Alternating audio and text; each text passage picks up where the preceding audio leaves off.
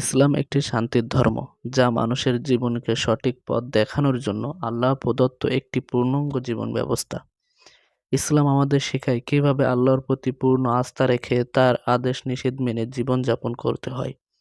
এটি শুধুমাত্র একটি ধর্মই নয়, বরং মানবতার প্রতি দায়িত্বশীলতার একটি আদর্শ। ইসলামের মৌলিক সত্তাগুলির মধ্যে রয়েছে ঈমান, সালাত, রোজা, যাকাত এবং হজ, যা আমাদের নৈতিকতা, সহানুভূতি এবং আত্মশুদ্ধির পথে নিয়ে যায়। ইসলাম মানুষের অন্তরে শান্তি ও স্বস্তি এনে দেয় এবং অন্যদের প্রতি দয়া ও সহানুভূতি প্রদর্শনের জন্য উৎসাহিত করে।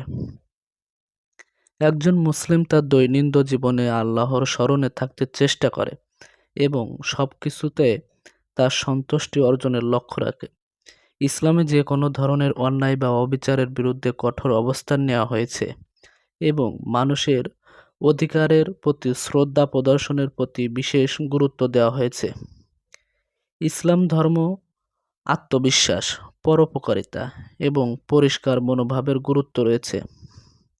ইসলামের প্রকৃত শিক্ষা মানুষকে একে অপরের সাহায্য করতে এবং সহানুভূতিশীল হতে উদ্বুদ্ধ করে, যার মাধ্যমে সমাজের শান্তি ও সহযোগিতা প্রতিষ্ঠিত হয়।